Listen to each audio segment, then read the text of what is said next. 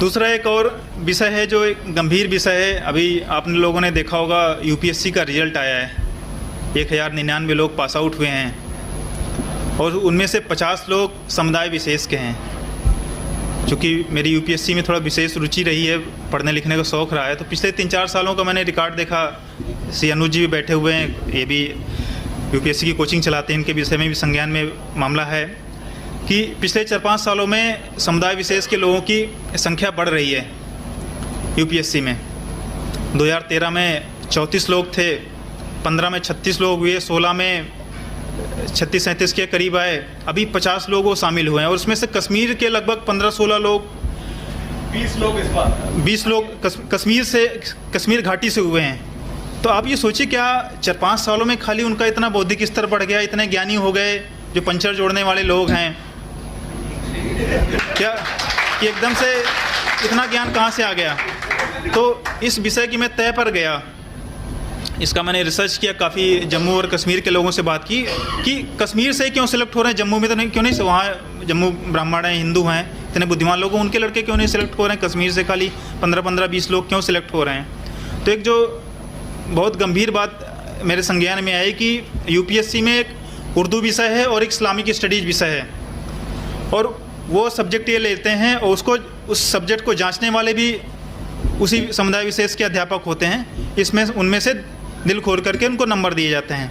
दूसरा विषय मुझे एक वहीं जम्मू के एक छात्रा ने एक जानकारी दी कि इनके सेंटर भी कश्मीर में ही पढ़ते हैं, और सेंटर के जो इन्विजिलेटर वहाँ पे जो कक्षा अध्यापक होते हैं जो एग्ज़ाम कराते हैं, वो भी उन्हीं के कैटेगरी के होते हैं। वहाँ पे इनकी सहायता की जाती है जब एग्ज़ाम के टाइम पर है, उर्दू विषय के पेपर या जो भी पेपर होते हैं।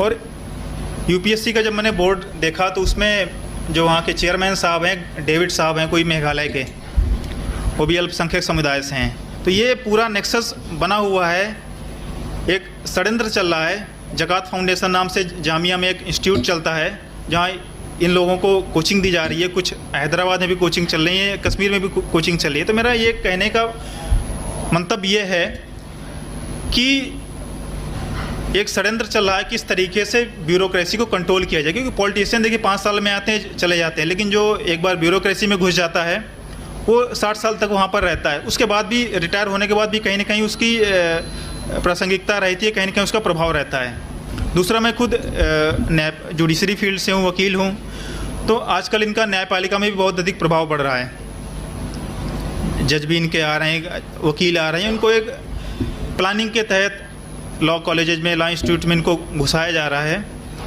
कि किस तरीके से आप अगर बहुत सारी चीज़ें देख रहे होंगे आजकल की न्यायपालिका में, किस तरह कई सारे फैसले हमारे हिंदू विरोध में आते हैं। अगर समुदाय विशेष की बात होती है तो कह दिया जाता है उनका अपना धार्मिक मामला है, लेकिन हमारे हिंदुओं की बात आती है तो फिर वहाँ पर संविधान लागू हो जाता है।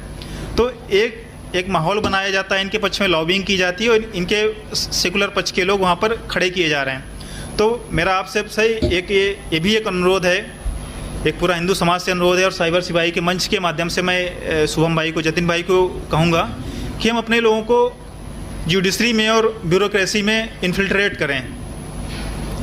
डॉक्टर इंजीनियर बनने से कुछ नहीं होगा, उसमें आप कोई बहुत ज़्यादा समाज सेवा कर सकते हैं, लेकिन देश के जब तक आप उसमें आप सत्ता हासिल नहीं कर सकते हैं। पॉलिटिकली तो हम लोग अवेयर हो रहे हैं, राजनीतिक रूप से हम अब हिंदू काफ़ी अवेयर हुआ है सोशल मीडिया के आने के बाद से, लेकिन हमें प्रशासन में भी अपनी पकड़ बनानी होगी, जिसके माध्यम से हम जो देश में आने वाला जो खतरा है उसको हम कंट्रोल कर सकें। इन्हीं संक्षेप में अपनी बात को रखते हुए मैं साइबर सिपाही की पूरी टीम को धन्यवाद करता हूं कि मुझे यहाँ अपनी बात रखने का मौका मिला। आप सभी को हार्दिक शुभकामनाएं।